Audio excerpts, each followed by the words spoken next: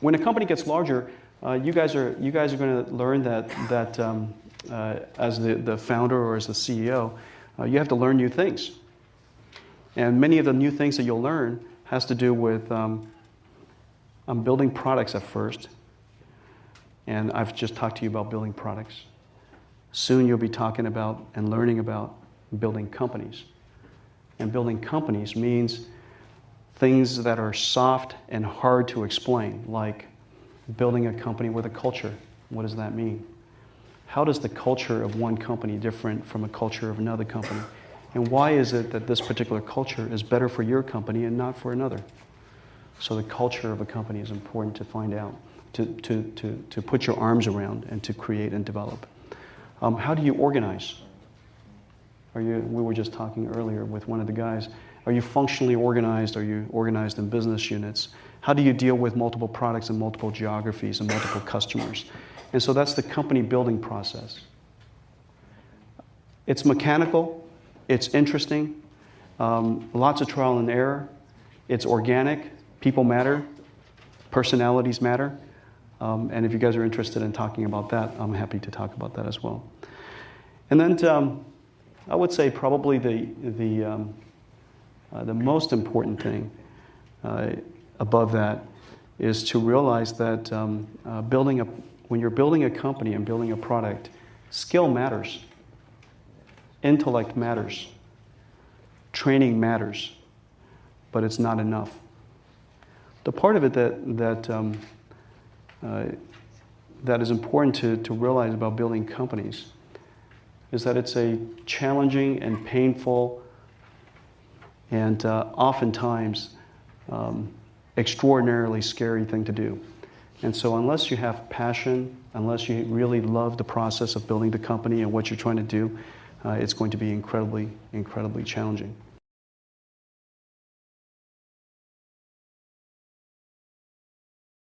I think that some people are I'm not particularly, from a personality perspective, I'm not particularly outgoing.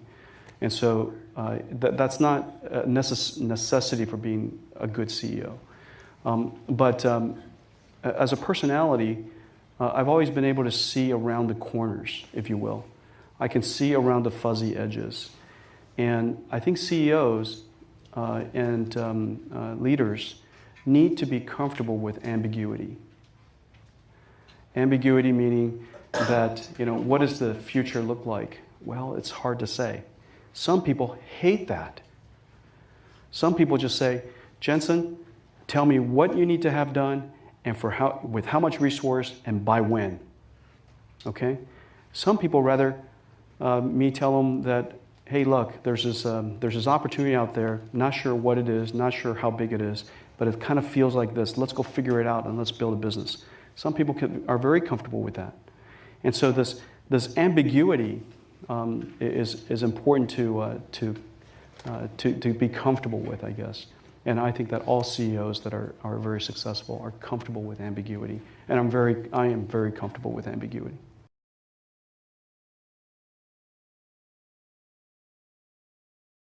One of the primary roles of a CEO, in order to grow the company, in order to make NVIDIA one of the most important technology companies in the world and make significant contribution to society, in order to do that, you have to cultivate new leaders so that they can have new ideas and grow new businesses and maybe run a different geography, run a new different product line. And so I spend most of my time these days sitting with our general managers and sitting with our leaders and helping them think through strategies and helping them think through challenges and helping them think through product roadmaps and helping them think through transitions and team building, organization creation, how to manage, how to create processes that last the test of time. So these things are lessons that I'm supposed to pass on, and I do, and I spend a lot of my time doing that. I believe this, that succession planning by a priori picking out 3 people that the board should consider in the case that I get run over by a bus is a toxic toxic process. I know that it has been thought of as a methodology for leadership succession planning, but I think it's just very toxic for the environment because everybody's trying to figure out who got selected and who didn't. I think that it's a much better process to focus on ultimately developing the next generation of leaders so that in the case that something happens or I'm not the right CEO anymore, there are many choices for the board to choose from, including outside. Okay, so those are, I think the company building process, focusing on that is the positive way of thinking about succession planning. But good question.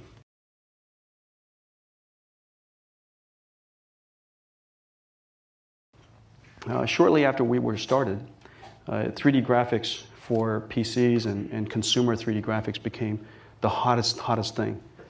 And so everybody in Silicon Valley was starting a 3D graphics company. We were, in 1993, the only consumer 3D graphics company in the world. Silicon Graphics up the street was the professional, if you will, 3D graphics company. By the end of a couple of years or so, 1995, there were probably 50, 70 startups doing exactly the same thing we were trying to do. And over time, we competed with about 200 companies. NVIDIA today is the only surviving computer graphics company in the world. And so the question is then, what happened? Competition is intense. Everybody has smart people. Everybody has money. We competed with IBM. We competed with HP. We competed with Silicon Graphics. We competed with Sony, 3DFX, S3, Cirrus Logic, big, small, international, local. We competed with companies all over the world. So the question is, what happened? I would argue that 300 companies armed with exactly the same technology, armed with exactly the same people,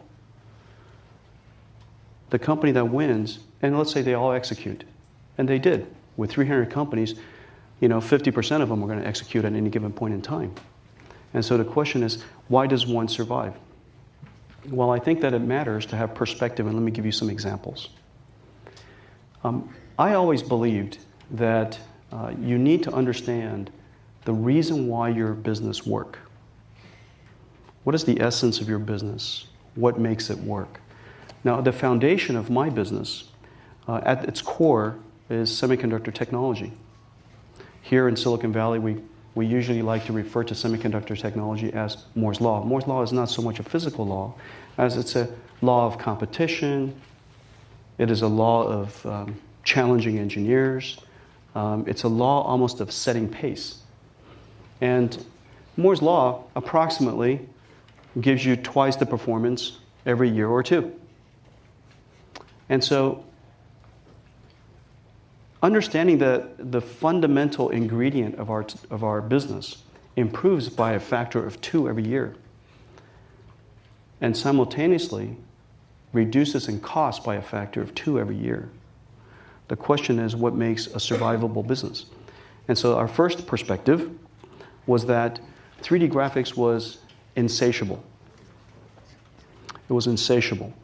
That if I made something twice as good every year, even if the customer never asked for it,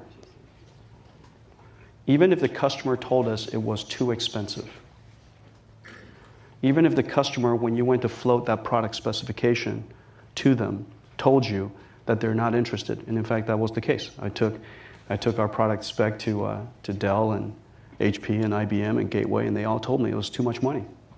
You're well outside of the boundaries of what they were willing to pay for.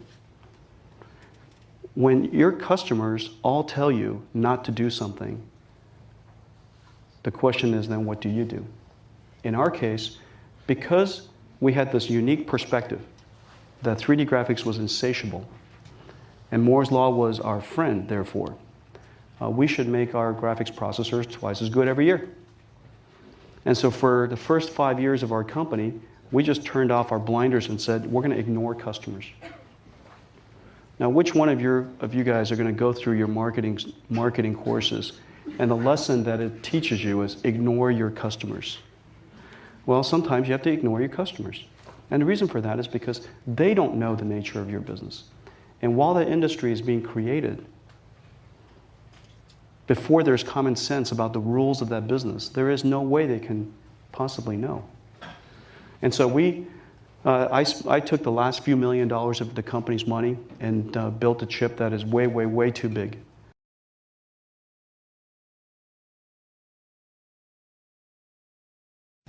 The economics of it, building anything, ultimately comes down to the amount of competition you have. You don't set the price, the competition sets the price. The market doesn't set the price, the competition does. And so if your competitor wishes to build PlayStation 3 as much as you do, then the economics will be challenging. And so there you just need to decide, is it an economic decision for you? For example, there are rumors that we were not enthusiastic in building some of the game consoles, and we were more enthusiastic in building other game consoles. It came down to this for me. I think you have to realize what is the finite resource, what is the scarce resource that you have as a manager. The function of a manager is to allocate resources properly for the best return. And so if you think about our resources, our resource is the finite number of extraordinary engineers and how much time they have in a day to pursue whatever opportunities that are out there. Now, if the number of opportunities that are out there is less than my supply of engineers, so therefore demand is less than my supply, then obviously I'm very enthusiastic about it. But if it's the other way around, then the opportunity to build a game console at terrible economics, or any project at terrible economics, is simply not worth it. And so I look at it irrespective of competition. The competition sets the price, but then I get to decide whether I want to engage in that project or not. You are in charge of your own company as the CEO, right? And so we decide whether it's economic. And once you decide, then it is what it is. So you have to be thoughtful about what is your critical resource. Do you have more of it or less of it than the market demands? Do you have more opportunity or less opportunity than your resource can support? And then what's the appropriate return on that investment? Thinking about not just your cost, but more importantly, your opportunity cost. And so we look at it from that perspective every single time.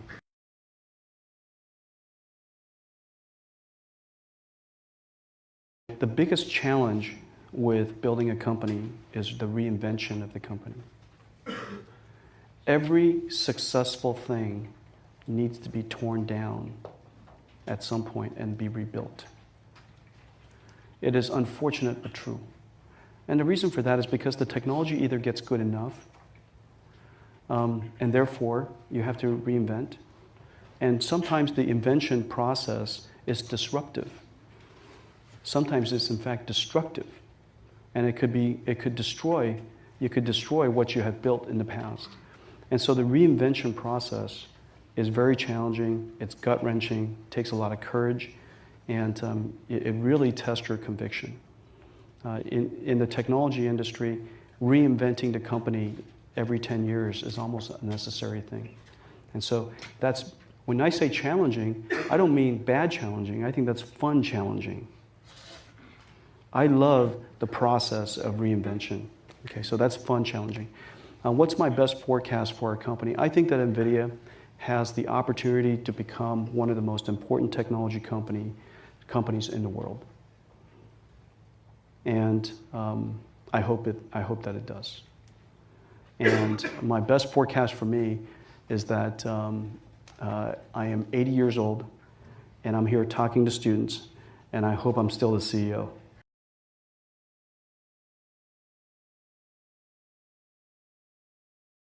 So I was 30 years old, and I had never taken a single business class, and I've never taken any marketing classes, and I've never used at the time it wasn't PowerPoint, it was called Persuasion. On the Mac, it was called Persuasion, and so I bought a Mac so I could use Persuasion, and then I tried to create a company presentation to take it to venture capitalists. The process kind of went like this. We started, my first official day of work was my 30th birthday, February 17th. And we got the company funded. And so once we got started, the question is, what are we going to do? You know, how does it all work out? How do we start the company? And so we met every day, the three of us, in one of the founders' townhouse in Fremont. And we would get together, and there would be nothing to do. I mean, what do? You got three guys get together, you just talk, you know? So what did you guys do last night? What did you have for dinner? I mean, so you talk about that for about 6 months, okay? And the big event of the day would be, hey, where do you guys want to go for lunch? And so, you know, Philly cheesesteak today, or, you know, Chinese food tomorrow, or whatever. That would be like a big deal. And then after a while, it was like, could you put some donuts in the fridge in the morning for when we come? I mean, so that would be a big deal for a while. And so that lasted for a few months, just the three of us like that. I know it sounds pathetic, but it's true. Because at that time, I'm reading about books on how to start companies, and I'm trying to figure out, you know, how to go raise money, and, you know, what's a venture capitalist, and how do you incorporate the company, and so those kind of things. Pretty soon, I met a lawyer, went to a law firm called Cooley Godward, and they helped us incorporate the company. The amount of money that he says, you know, we need some money from you so that we could price the shares and also to incorporate the company. So he says, how much money do you have in your pocket? I said, $200. So he says, okay, give me $200. I gave him $200. And for $200, I bought 15%, I think it was 20% of Nvidia.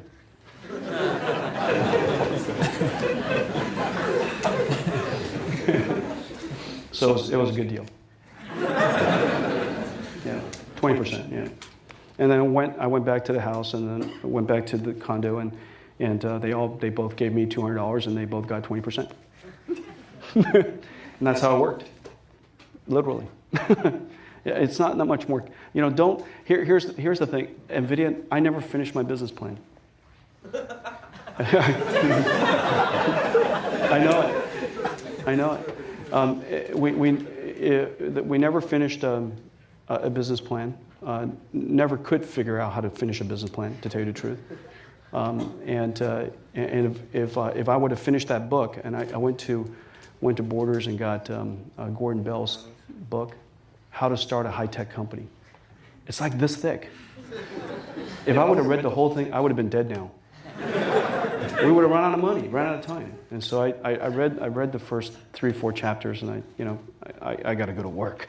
Yeah, so I incorporated the company. They introduced us to 2 venture capitalists, and I just went to their office and told them what I'd like to do.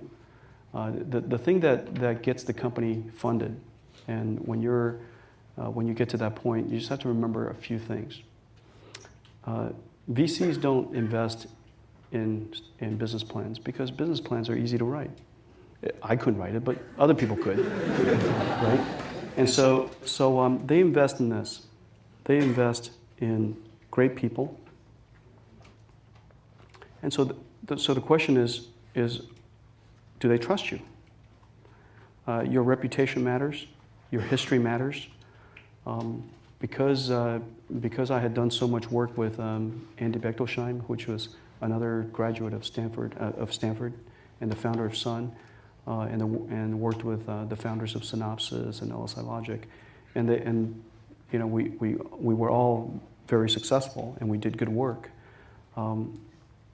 Your reputation will precede you, even if your business plan writing skills are inadequate. And the second thing is you need to have a vision that's sufficiently large to invest in, because their statistics, their probability of success is rather low. And if they need to put in $10 million, if the market's only $20 million large, they'll never get that $10 million back with reasonable return. But if it's a $200 billion market, then of course it's a rather different thing. Okay, so the size of the market. And they want to know that at least there is a clever idea that the market has never done before. So that last part is probably second, last I said it last because also I think it's the least important. You might have to reinvent yourself over time. And if you want to reinvent yourself, you need to have great people. That's why great people are so important.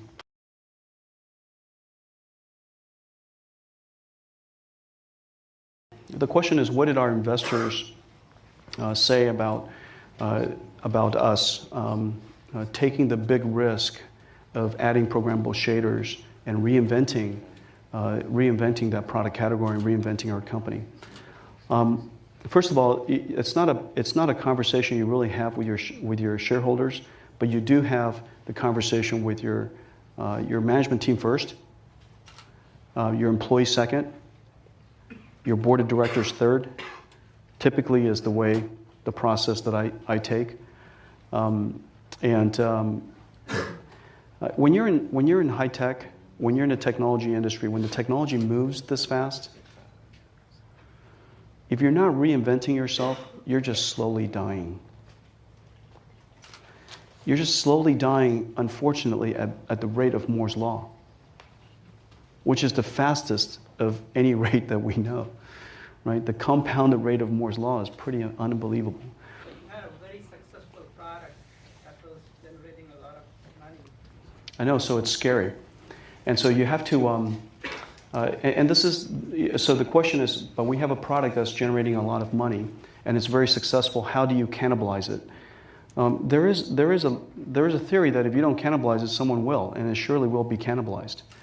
And so if you want to be a market leader, you have to take the initiative to cannibalize your own products and have your ideas cannibalize your own ideas.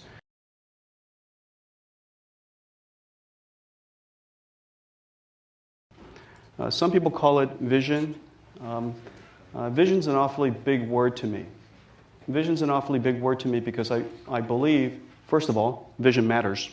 Let me tell you that vision matters, and I'll help you understand that in a second.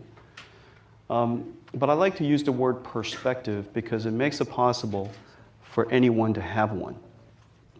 When you say vision, it feels like only a few selected visionaries of the world can have one. But everyone has a perspective, and that's in fact all vision means. That you see the world in a way that is either different or otherwise, okay, than somebody else. And you see opportunities that I think that you believe are particularly important to go in and address, that you can address in a particular way. And so perspective. Our perspective at the time, this is 1993, you guys won't remember this, but the PC was Windows 3.1. CD-ROM was about to be introduced. There were no PCs with networks. Wireless technology.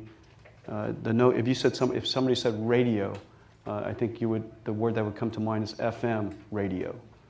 And so wireless technology didn't exist.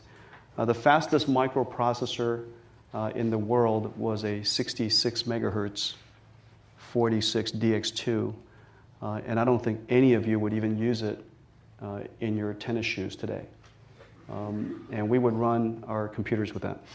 And the PC was becoming used for desktop or for office automation. Our perspective was that this particular device was going to be unique in the sense that it has the ability to run programs. And what if we gave it the benefit of running 3D graphics programs so that you could explore new worlds, play games, play games. And so we started a company, and the business plan basically read something like this. We're going to take technology that was available only in the most expensive workstations. We're going to try to reinvent the technology and make it inexpensive. And the killer app was video games.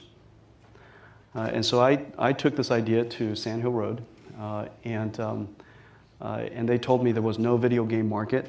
People don't start companies to play games. And my parents, I remember calling my mom and telling her that I'm going to start this company, and she says, what do you guys do? And I said, we build these things called 3D graphics chips, and people would use them to play games. And then she said, why don't you go get a job? Now, of course, games was we believe, going to be a very large part of the marketplace. Now, we had that perspective for very obvious reasons. We grew up in the video game generation. I was the video game generation. I was the beginning of the video game generation. And so the entertainment value of video games, computer games, was very obvious to me. And I could imagine how it could be a very large market and a very large industry. For a lot of the people that were older, that sensibility didn't exist. And so notice, I've just described to you a perspective about the world that we had that is apparently, obviously now true, because video games is the world's largest digital media industry today. It is apparently true. And yet at the time, our common sense was unique. Nobody would have created the technology, nobody would have created a company with the sole purpose of building technology to make video games possible. And so that was our perspective.